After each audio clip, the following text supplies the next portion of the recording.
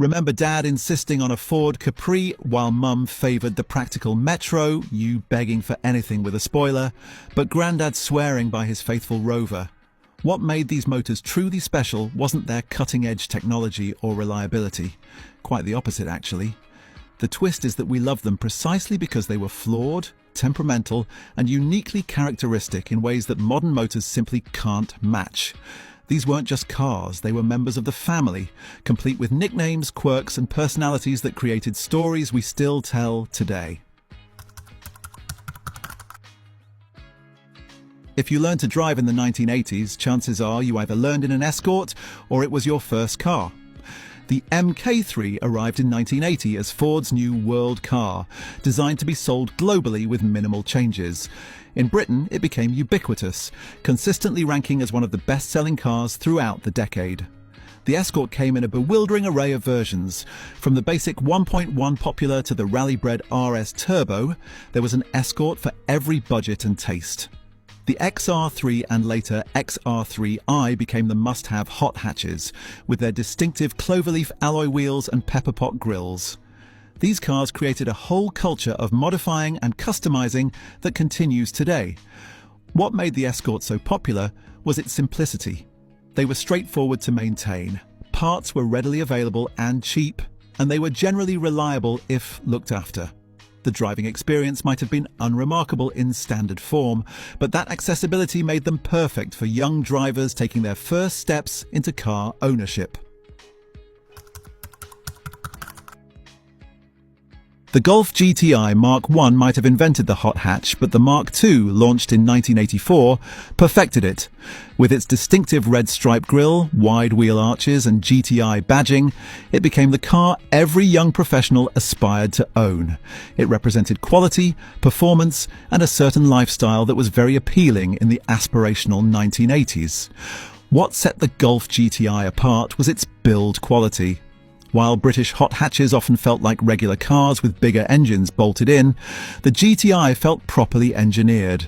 Everything from the supportive sports seats to the golf ball gear knob showed attention to detail. The 8-valve and later 16-valve engines provided strong performance, while the handling was predictable and rewarding. The GTI created its own subculture. Owners formed clubs. Magazines dedicated pages to them, and they became the benchmark against which all other hot hatches were measured.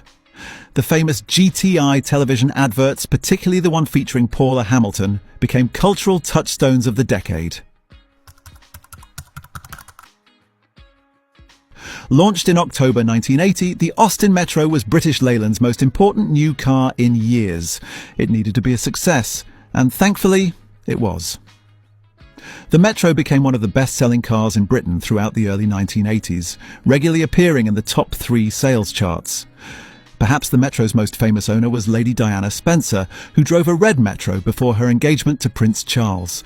The publicity from this royal connection was invaluable, and when her actual car was auctioned after her death, it fetched many times its original value. The Metro was remarkably space-efficient for its size, with clever packaging that maximised interior room. It came at exactly the right time when buyers wanted smaller, more economical cars following the fuel crises of the 1970s. The sporty MG Metro and later Metro Turbo versions added performance to the mix, creating genuine hot hatches that could embarrass much larger cars. If you're enjoying this nostalgic journey down memory lane, make sure to hit that subscribe button and ring the notification bell. Coming up, we'll explore the company car that became a British cultural phenomenon. The Cavalier. Mark II, launched in 1981, became synonymous with 1980s British company car culture. Based on the Opel Ascona, it was part of General Motors' strategy of creating world cars that could be sold across different markets with minimal changes. In Britain, the Cavalier became the default choice for company fleets. The trim hierarchy L, GL, GLI, CD, CDI, and the sporty SRI created an entire social structure. Your position in the company car park said everything about your place on the corporate ladder. The phrase Cavalier driver entered the language, often used to describe a certain type of aggressive, suited businessman racing down the motorway. The Cavalier was actually a very competent car. It was spacious, reasonably economical, and generally reliable. When Ford unveiled the Sierra in 1982, the British public's reaction was mixed, to put it mildly. The aerodynamic design was so different from the boxy Cortina, it replaced that it earned the nickname Jelly Mold, a term that stuck throughout its production run. Ford's gamble on aerodynamic styling was bold for the time, especially in the conservative British market.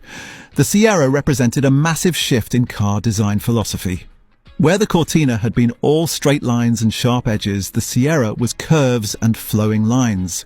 The drag coefficient was significantly better than its predecessor, which meant better fuel economy, a crucial selling point during the early 1980s when fuel prices were a major concern. Initially, sales were slower than Ford hoped, with many buyers put off by the radical styling. But the Sierra gradually won hearts and minds, especially when the performance versions arrived. The XR4i with its distinctive double rear spoiler became an icon, while the later Cosworth variants would dominate touring car racing and become legendary among enthusiasts.